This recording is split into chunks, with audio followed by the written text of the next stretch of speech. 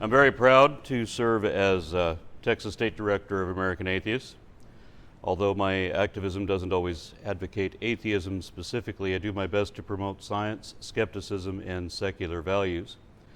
Because the religious right have done a lot of damage in my state over the last several years, to the economy, to the environment, and especially to education. Texas textbooks have seen several subtle changes made to intentionally enhance and endorse the position of Christian conservatives. In social studies, the influence and interests of white Protestant Christian historic figures are emphasized against a backdrop of country music, while the concerns and contributions of all minority groups are largely ignored or even edited out of the history books. In health class, misinformation is allowed to run rampant, especially with regard to anti-vaccination and belief in faith healing. There is no sex education in Texas. Condom use is reportedly discouraged, and the official policy is to teach abstinence only. Consequently, we have one of the highest rates of teen pregnancy and the highest rate of repeat teen pregnancy. This is because our current governor and your future president, Rick Perry, repeatedly appointed right-wing religious fundamentalists to chair the State Board of Education in a state where the Republican Party actually says they're opposed to teaching higher order critical thinking skills, which of course will only perpetuate the problem and keep people like Perry in power. Imagine how science suffers in an environment like that. Ideologues held the majority of the board, and they voted as a bloc to effect whatever changes they could get away with. They knew they couldn't promote their religion in the classroom and teach that as historic fact, though there are state-funded schools in Texas that are doing exactly that anyway, due to a loophole that was opened in the lesson plan for religious studies. They still can't teach it in science class. They can't promote creationism using that label or intelligent design either. But they live in a society that thinks that anything that is not explained by science is explained by God. Thus, to denigrate science is to promote religion. So they repackaged creationist arguments as scientific weaknesses of evolution. Things like, evolution is not observed. Unobserved events of the past are outside the realm of science. Life is too complicated to come about by random chance. Mutations cannot add new information to the genome, and no one has ever found a transitional fossil, and so on. These and many others they tried to insert into the biology and geology textbooks. My first endeavor as an activist was in response to that and was an attempt to teach evolution to the members of the Board of Education who most needed an education in that subject. I failed, and I'm not at all surprised that I did. A couple years later, the dentist whom I failed to reach had summarily dismissed the combined testimony of about 100 scientists, saying, "I disagree with these experts. Someone's has to stand up to experts."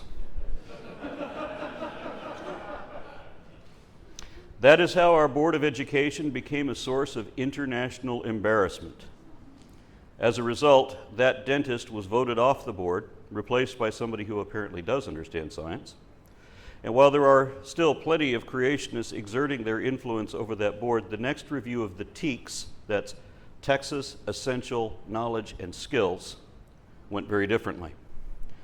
I was one of the next 100 or so science advocates who testified in 2011, and at that time the board adopted sound science standards which allow for very comprehensive instruction in cosmology, the ages of the geologic column, and all aspects of biological evolution. So how did Texas react to these improved standards? With disapproval, of course.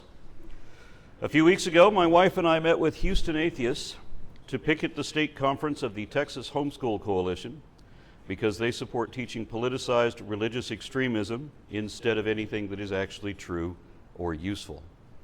This coalition consists of mostly religious fundamentalists who took their kids out of public schools not to educate but to indoctrinate, specifically to prevent them from being taught evolution so they could be fed misleading creationist pseudoscience instead, along with a lot of mumbo-jumbo and other topics as well, because the problem isn't just ignorance of evolution. but the rejection of scientific methodology in general, in addition to all the other twisted ideologies which the Christian right wants to push onto another generation.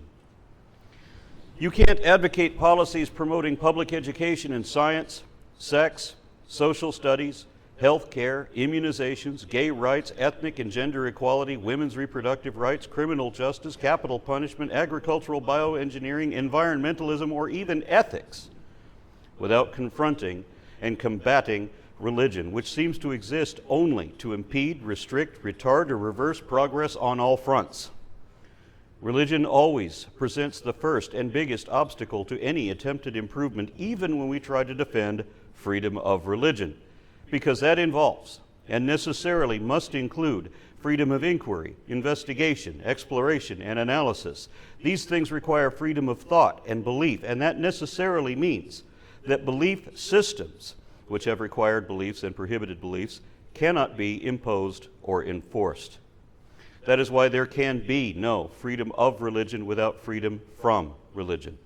Students of exclusively faith-based instruction will likely never understand that, nor much of anything else either.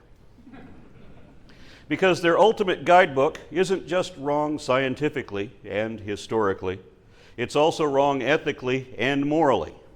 Religion is so wrong about so much, and this is so obvious that it often requires impressionable children to be completely immersed in a relentless, methodical mental conditioning to the omission of all other knowledge, positions, and philosophies in order to make the nonsense stick.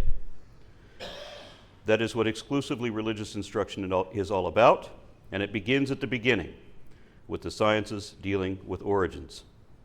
So the Texas Education Agency has good standards for understanding mainstream science.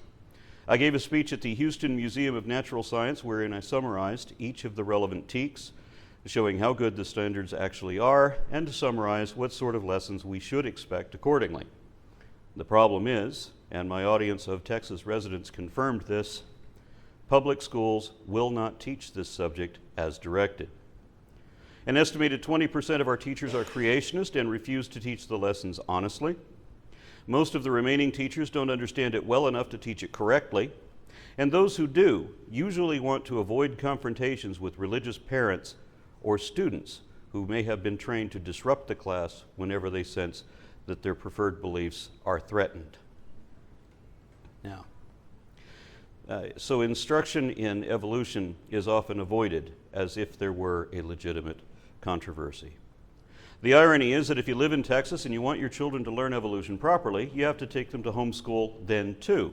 And there are several science-savvy families who do that for that reason. There is an online network of secular homeschoolers in Texas, but of course they weren't welcome at the conference we went to. Several of the attendees at that conference wondered why we were there, why we cared what other people teach their children. Of course, they're only thinking in terms of their faith, that they want to teach that there is a God, and they think we want to teach that there is not one. But of course, that's not the real issue. The issue is that the information they're teaching is wrong. You may as well tell your kids that the moon is made of green cheese, or that Columbus discovered Ohio in 1942, or that the Sonoran Desert is an example of climate change that was caused by deforestation brought about by Paul Bunyan. It's that wrong.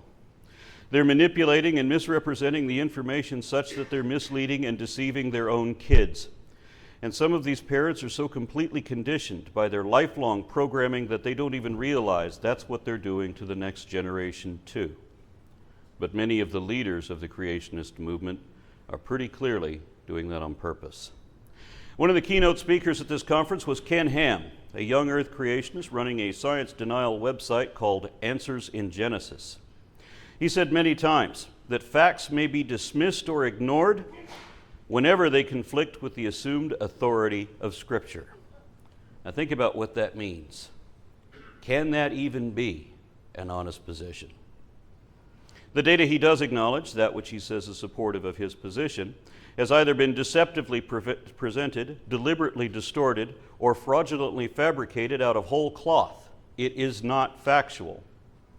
Remember that a fact is a point of data that is either not in dispute or is indisputable in that it is objectively verifiable. So Ham chooses to ignore what can be proven to be true.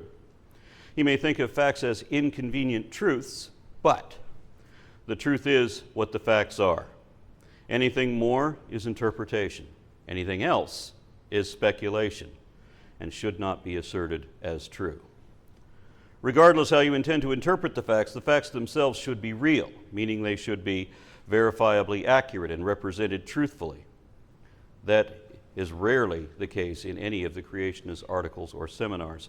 When they're not ignoring the evidence, they're lying about it. They have to eventually, because it is not possible to defend creationism honestly.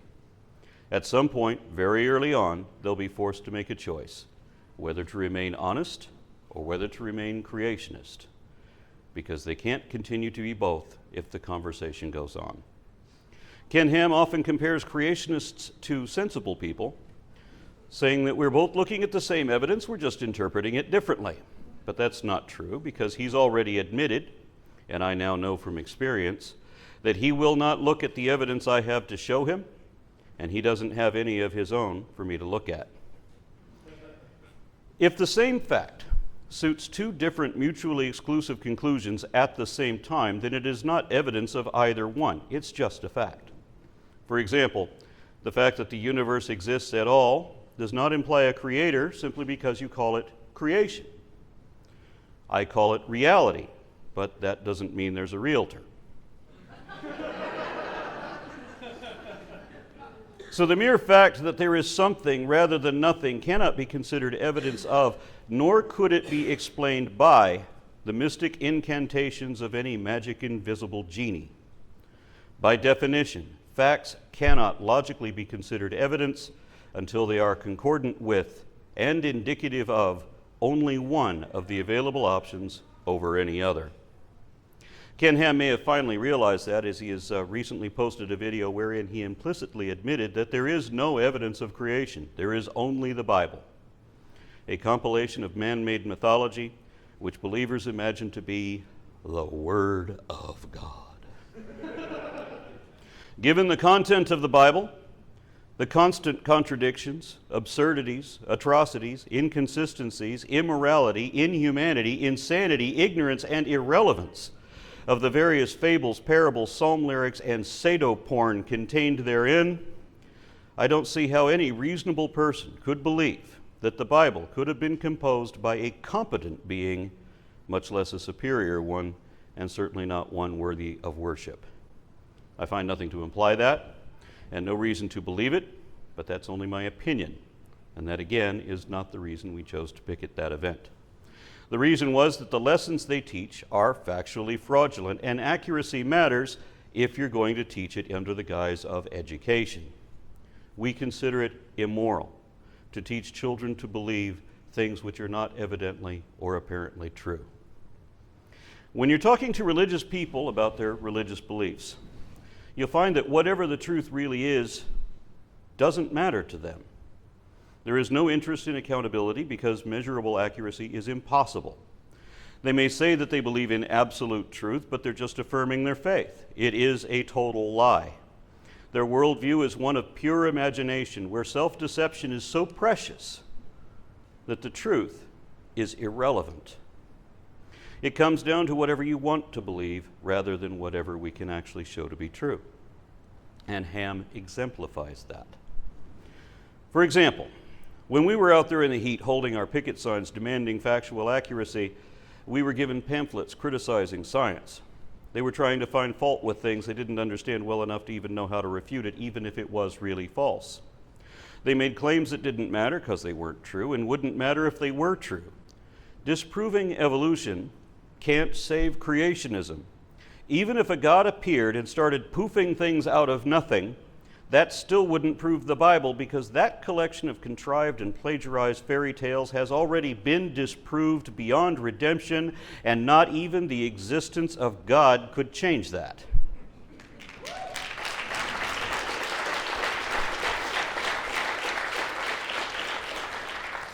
They also gave us religious tracts telling us how Jesus loves us and what conditions we have to meet in order to be saved from his unconditional love.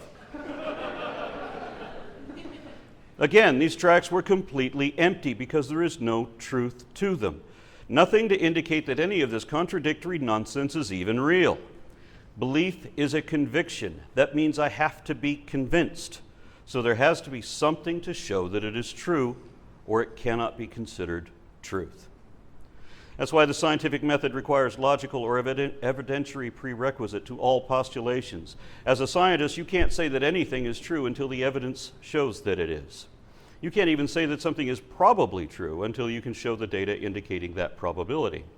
You can't say that anything is possible either, not without providing a precedent or parallel showing that possibility, or proving that a particular phenomenon plainly happened anyway, regardless whether we can yet explain it. And despite how the Bible defines it, a fool is one who too readily believes the improbable claims of incredulous people.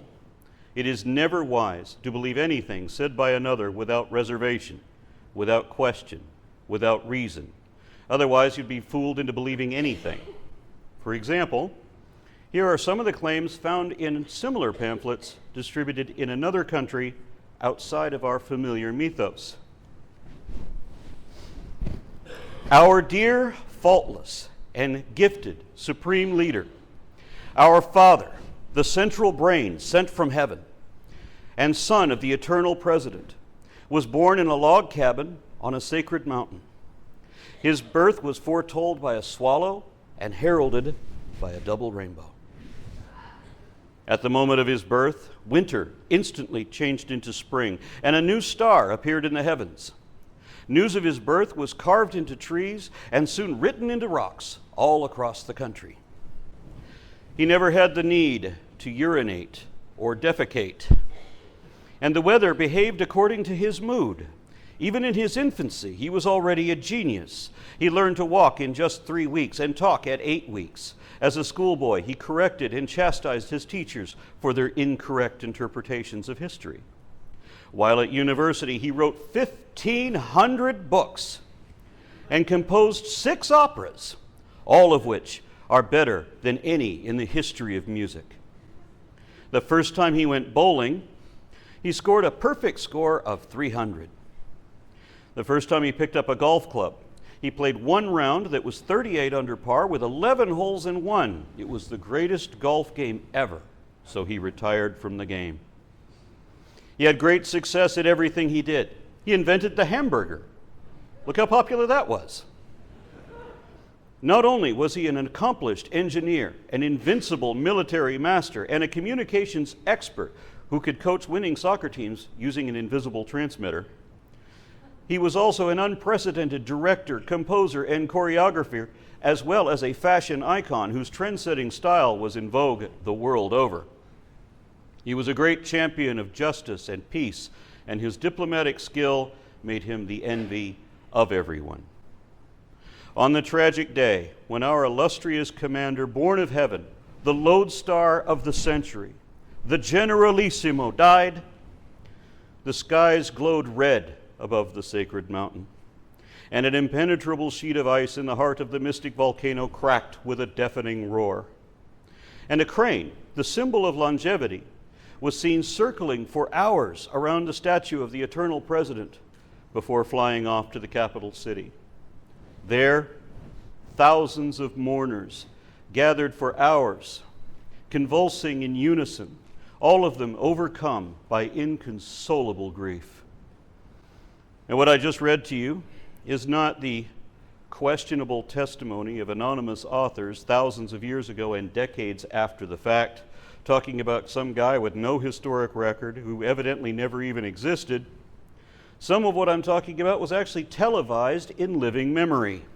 It was reported on the news by the Korean Central News Agency and detailed in the official biography of Kim Jong-Il. I'm not kidding, look it up. And get this, we can prove that Kim Jong-Il was a real person. Look at the concordant documentation. We're talking about national news, official historic records, and recent events you can watch on YouTube right now. That's much more proof than there ever was for Jesus. So if that doesn't convince you to believe in the powers of Kim Jong-Il, then how could you possibly expect me to believe your ancient fables of talking snakes and golems? Any claim that requires faith should be rejected for that reason. There has to be a reason to believe it because only accurate information has practical application, so it cannot be a valuable lesson if it isn't true in some sense. If you're asserting it as knowledge of science or history, then if it isn't true, it's worthless. So how do you know if a claim is true? The same rule should apply to everyone. You take your challenge to the one making or repeating the claim and you say, show me the truth of it. When someone asks me, why do scientists say this? If it's a subject I know, I can show them the evidence indicating that conclusion, and only that conclusion, and reinforcing that conclusion. I can show them hundreds of transitional fossils, probably whatever specifically one they're asking for. I can show them that even macroevolution has been directly observed and documented dozens of times in laboratory experiments. I can show them genetics research showing specifically identified mutations that actually do add information and increase complexity. I can even show them where RNA spontaneously generated itself accidentally in a simulation of natural conditions in the prebiotic Earth. But when creationists ask me these sorts of questions, they don't want to know the answers. They don't want to know there is an answer. So they interrupt that answer to ask another question, and they interrupt that answer to ask another question until they get to the point where I don't know the answer. And then they say, aha, you don't know. And then they pretend like they do know. Here's the problem with that. They ignore the fact that science provided every answer up to that point. And they ignore the fact that religion failed to provide any answer up to that point or beyond it either. So we follow a trail of what science knows and religion doesn't know until we get to a point where science doesn't know and religion still doesn't know. Knowledge is justified belief, and that's the popular definition, not just mine. So it doesn't matter how convinced you are. If you can't confirm your accuracy to any degree at all by any means whatsoever, then it is a fact that you cannot actually know what you think you know. This is especially true when there are hundreds of millions of other people claiming to know things that can't be true at the same time as the things you believe. No matter how many people claim infallible knowledge of absolute truth, if they're all talking about mutually exclusive beliefs, then only one of them can be right, but, and this is far more likely, every one of them could still be wrong. We have a colloquialism in the South to describe someone who speaks with confidence about things he can't prove or doesn't really know. We say he's talking out of his ass. Except when he's talking about religion. Why make the special exception? They should have to put up or shut up like everybody else.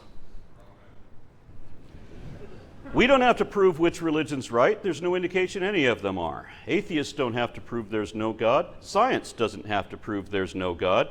There is only what is supported by evidence and what is not supported, and whatever is not supported doesn't warrant serious consideration. Come back when you've got something of substance. Don't tell me what you believe. Tell me why you believe it. Don't tell me to meditate on it or to ask God for it, because these methods give random wrong answers of every imaginable kind, probably because they are imagined. So it's not enough to admit that other believers got things wrong. Show me how you got anything right. How can I know that? Even if God exists, and even if it is the Bible God, and even if God wrote the Bible himself without the influence of human mediums, the authority of the author is not enough. There would still be outside evidence from the natural world to back it up. It wouldn't be that everything everywhere always indicates that, no, this is the man-made mythology of madness, mayhem, and misogyny. It doesn't matter what you believe. All that matters is how accurate you can show your claims to be. And no faith-based belief system can show any accuracy at all. How do we tell the invisible from the imaginary? They look the same to me. They can't even show that there's a there. So when they ask me to show the truth of my position, I give it to them. When I ask them to show me the truth of theirs, they get evasive excuses, backpedaling bullshit, psychological smoke and mirrors. That's why I can honestly say there is no truth in religion. I can say that with confidence because I know the religious community will prove my point for me. Let me explain. Last Tuesday, September 17th, I testified once again before the Texas Board of Education. Once again, there were over 100 people there, including a lot of teachers, scientists, and clergymen of one sort or another. Several of them were all three at once. We were testifying as to whether we should keep the science standards as they are, or whether we should change them according to the recommendations of a team of recently nominated reviewers, some of whom were handpicked from diehard biblical literalist organizations and the infamous Discovery Institute. Can you imagine a less appropriate board for choosing your science standards? Now, rumor has it that what has reportedly happened before is about to happen again. Textbook publishers just might once again agree to alter their texts, compromising their standards according to as yet undisclosed demands of one of their biggest customers in closed-door meetings that we won't know anything about until months from now. It has happened before. But now we're talking about virtual books instead of hard copies. So things just might turn out differently this time, because the cost of printing is no longer an issue, meaning that Texas can no longer mandate that whatever books we approve end up being everyone else's books too. We no longer have the influence we used to. So the publishers just might refuse to make any changes. That would be good, but there's another possibility too, and I like this one better. The publishers can now make a special edition just for Texas and still run the regular edition for every other state. This wasn't possible when they only made hardback books. But it means they can sell us the watered-down version and the full-bodied version to everyone else and market it under the name of the science book that was banned in Texas.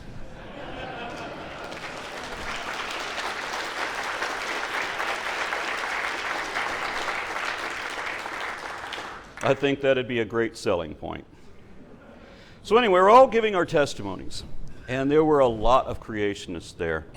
Many of them with legitimate science degrees, usually engineers of one sort or another, all making assertions they can't possibly back up. For example, Mark Cadwallader of Creation Moments said that many of evolution's so-called proofs and just so stories had been soundly debunked in the past 100 years. If that were true, he would be able to cite peer-reviewed articles to prove it, but he can't. I've debated him before, and he has no idea what he's talking about. He's probably thinking of Piltdown Man, but even that doesn't meet his criteria. He doesn't even know what evolution is and refuses to accept that it is a change of allele frequencies in a population over time. His copy of Webster's dictionary didn't define it that way, and he will not accept any scientific source. I showed him a half a dozen textbooks which define evolution the way I do, but he still said that evolution has nothing to do with genetics. He said that classroom lessons included a prerequisite of teaching religious atheism. He just wasn't able to find a single syllabus that would back him up on that. He also told me that humans can't be eukaryotes nor organisms either, because he thinks both of those words refer to single-celled microbes. In the debate we had, he also declared himself to be a government scientist. I didn't know there was such a thing, and he complained that I used too many big words.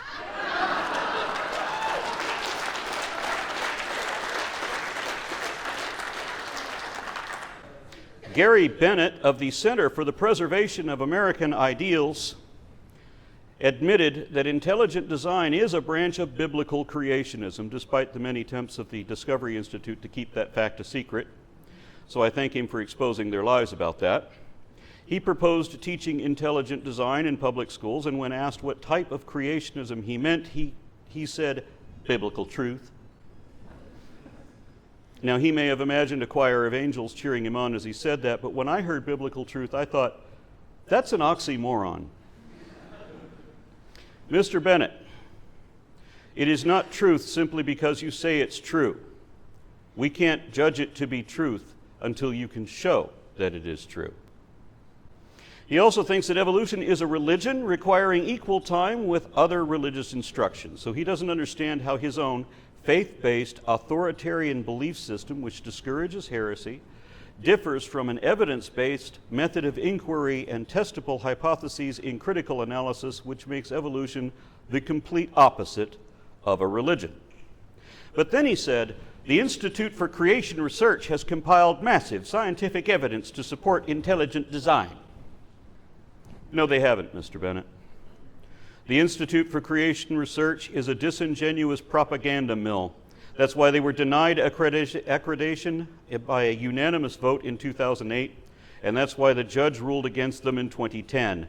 Neither they nor anyone else has ever compiled verifiably accurate data which is solely concordant with and positively indicative of a magical creation according to the Bible. Dr. Ide Trotter said that our textbooks were out of date because they didn't include the word neo-Darwinism. He also complained that students are told that every scientific test has supported Darwin's basic idea, that being that populations evolve through mechanisms of natural selection and that all life is related by common ancestry. Trotter says nothing could be further from the truth.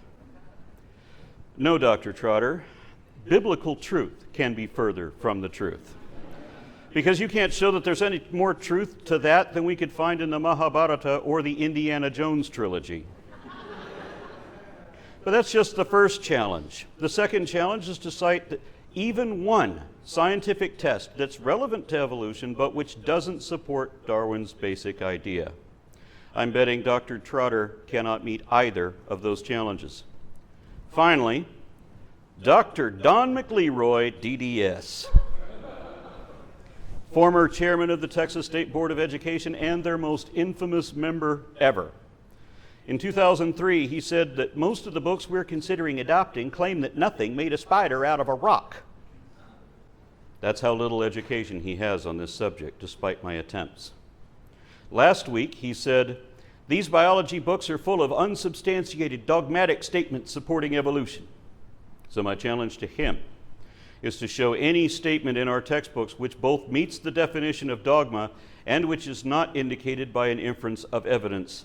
I doubt he could meet either of those criteria. If anyone attempts to respond to these challenges, they will fail to vindicate their claims in the judgment of peers in that field. Creationism has experienced 160 years of consistent, continuous, complete failure in all areas. I predict that trend will continue. I also predict that each of these challenges will go unanswered by the claimant being called out because they are all lies. And I suspect that each of these men already knows that. There is no truth in the claims of creation science, and there is no demonstrable truth in the claims of any religion either.